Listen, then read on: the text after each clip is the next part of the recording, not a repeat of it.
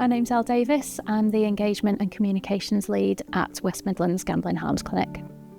My name's Kirsty Dolphin and I'm the Director of Services at Adfam. The West Midlands Gambling Harms Clinic is an NHS service. It helps people over the age of 18 who are affected by gambling harms. Adfam is a national charity that supports people affected by somebody else's substance misuse or gambling. Lovely to have you here with us today at West Midlands Gambling Harms Clinic. It gives us a great opportunity to talk about the partnership that we have together and give people a little bit more information about what we do.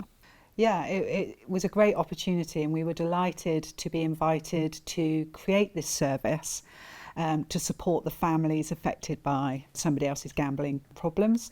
Adfam are a national charity. We've existed for 40 odd years.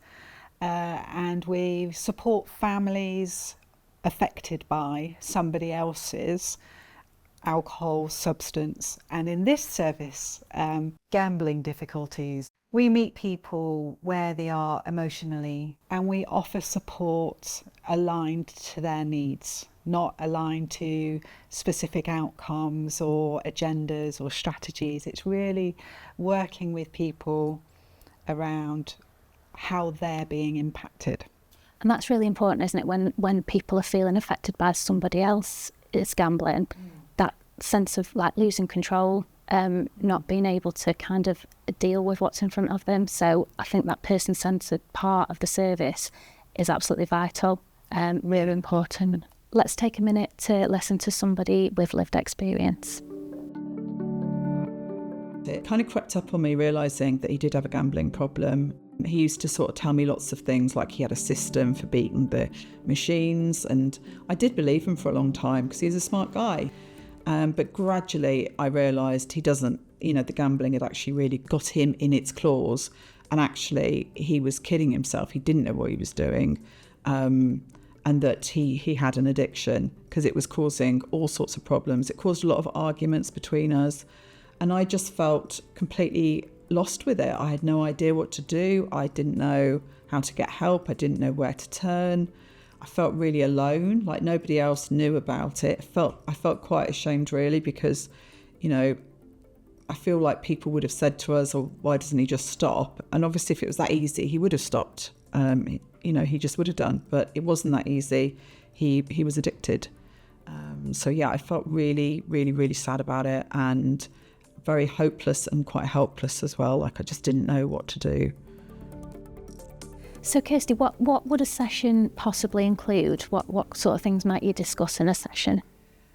So some people really benefit from one-to-one sessions with a support worker.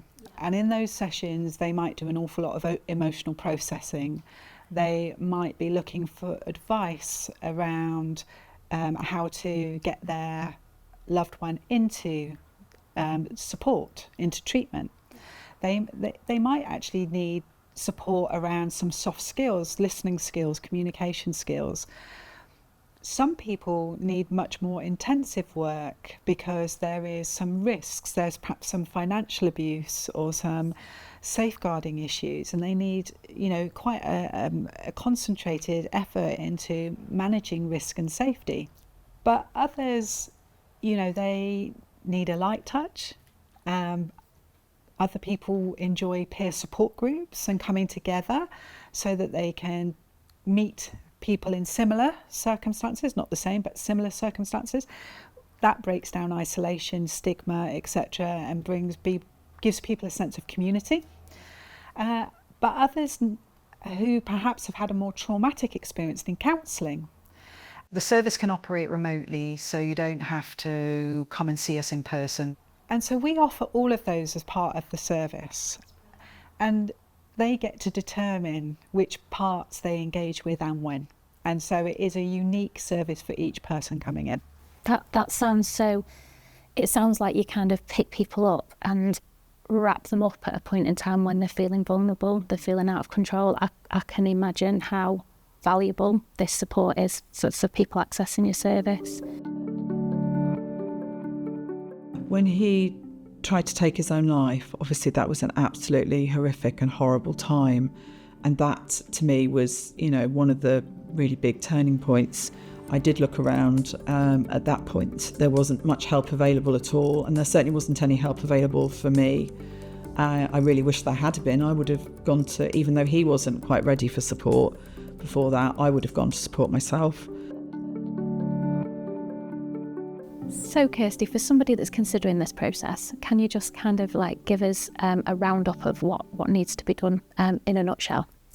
Okay, so somebody will complete the referral form. We will contact them and we will hold our first appointment. All appointments approximately 1 hour.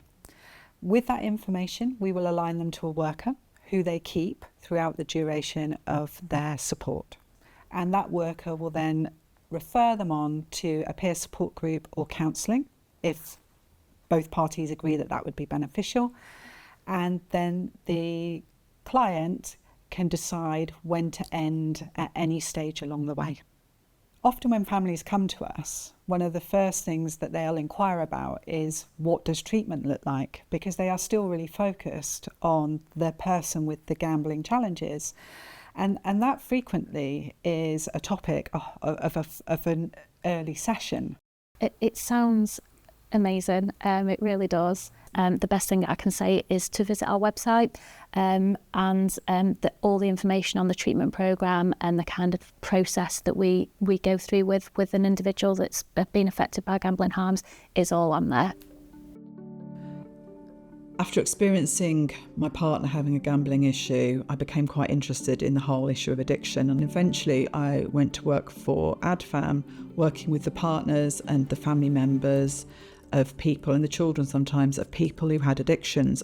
But then the opportunity came up to develop a programme for people who had experienced the harms of gambling, and together we designed the programme so that it would meet as far as possible the needs of people who were experiencing all the harms of gambling. And I really thought about what I wanted, what I'd needed back then, which was somebody who was alongside me to give me the support, just somebody there with me.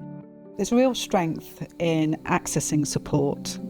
At the end of the day, we all need support at some stage. So true.